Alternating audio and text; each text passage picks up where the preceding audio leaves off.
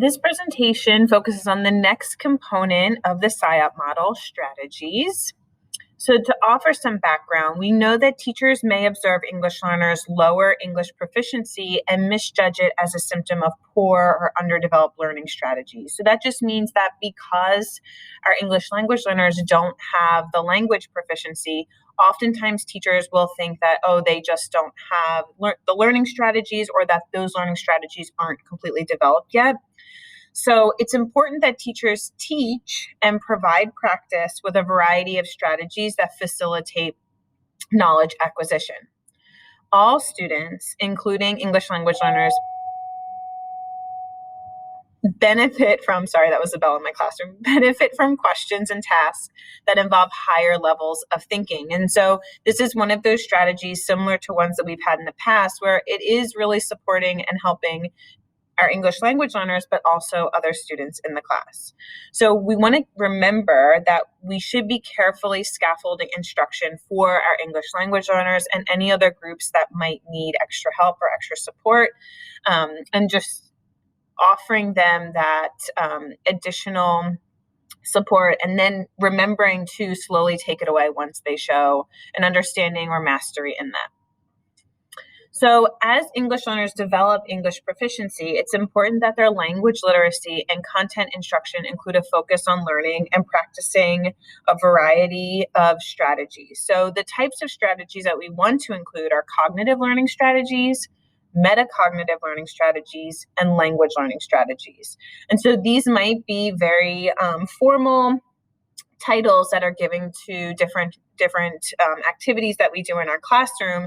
But hopefully once we get into it over the next few slides, you'll see that a lot of these are probably what we're familiar with from our own experience as students, or even planning our own lessons. And so we just want to keep in mind that we're always including a variety of these to better support students. Cognitive learning strategies are those strategies that are used by learners when they are mentally or physically manipulating information. They could also be applying a specific technique to a learning task. That would also be part of this.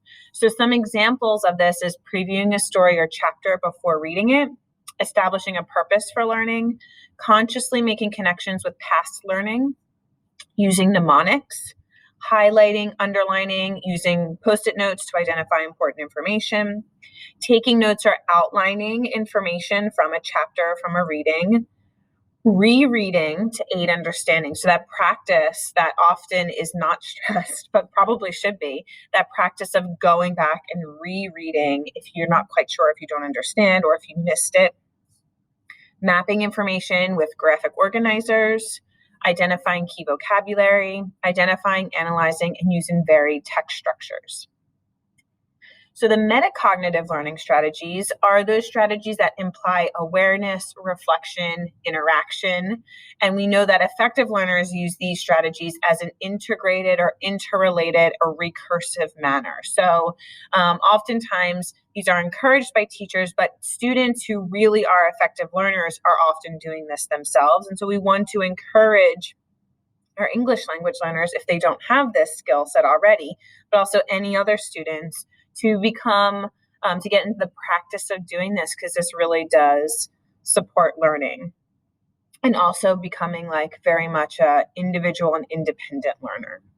So predicting and inferring, generating questions and using the questions to guide comprehension, monitoring and clarifying. So really stopping and asking themselves, am I understanding this? If not, what can I do to help myself better understand it? Evaluating and determining importance, summarizing and synthesizing, and making mental images, visualizing. So oftentimes, especially with younger learners, this is something that we have to model as teachers, because it's hard to, we can ask them to predict and to infer, but like monitoring and clarifying, for example, that's something that we might do, right? Because we're more experienced learners. So we might do this for ourselves, but to model it and to show our students really does kind of make them more aware, and it becomes more of a tangible thing for them, so they can see, okay, I stop myself and I ask, am I understanding this? There are also tons of activities you can put into place to force them to stop, think, and then figure out a plan from there. The last type of learning strategy is language learning strategy. So effective language learners consciously use a variety of these strategies to increase their progress in speaking and comprehending new language. So consciously applying reading strategies like previewing, skimming, scanning, and reviewing, analyzing and using forms and patterns in English, so that idea of prefix, root, suffix pattern, becoming aware of that and using that to help them. Making logical guesses based on contextual and syntactic information, breaking words into component parts, purposefully grouping and labeling words, drawing pictures or using gestures to communicate when words don't come to mind, substituting a known word when unable to pronounce an unfamiliar word, self-monitoring and self-correcting while speaking English, paraphrasing, guessing and deducing, imitating behaviors of native English-speaking peers to successfully complete tasks. So becoming aware of what their peers are doing and then trying to imitate that or mimic that. Using verbal and nonverbal cues to know when to pay attention. So some things to consider as teachers: that Common Core requires that students adapt their communication for varied audiences, purposes, and tasks. And so we've covered this a few times, but Common Core specifically states that, to keep an audience in mind. What's the purpose? The raft, if you've heard of that, it's like the role, the audience, my focus, the topic. So that raft idea is really important in Common Core. But students should be able to set and adjust their purposes as needed by particular tasks. So they should be able to take a look at a task and then adjust. What's the purpose? Who's my audience? That sort of thing.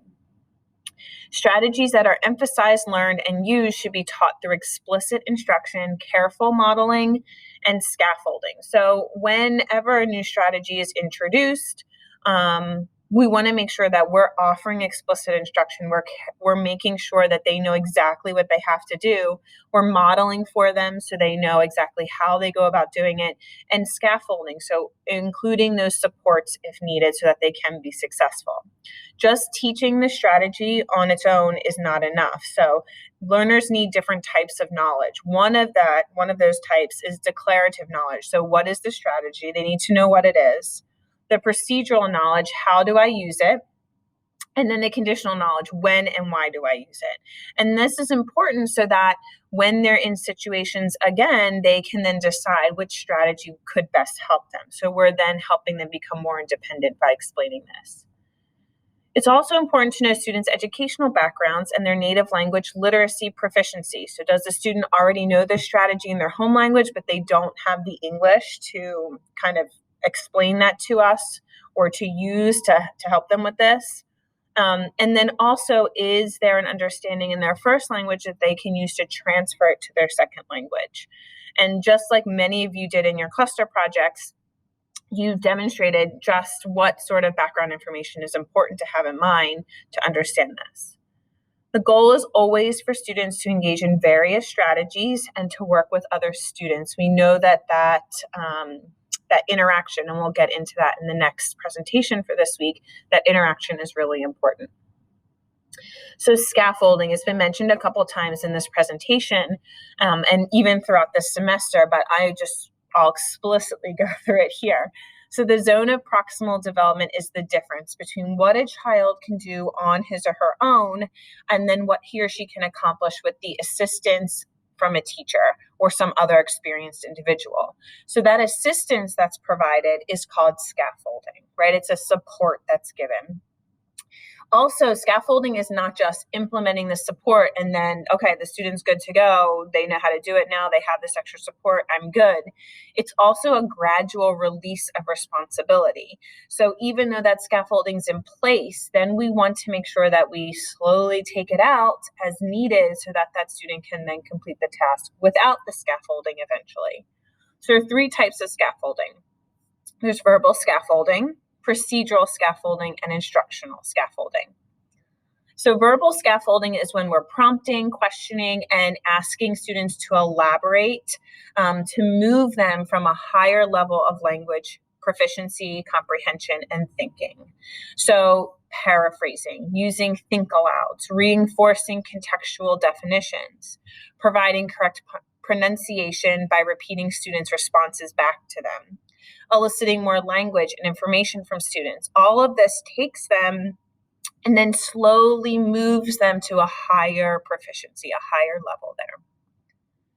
There's also procedural scaffolding. And so this is where we incorporate instructional approaches. This is probably the type of scaffolding that many teachers and even people who are becoming teachers, that they're probably most familiar with. This is what's usually focused on the most.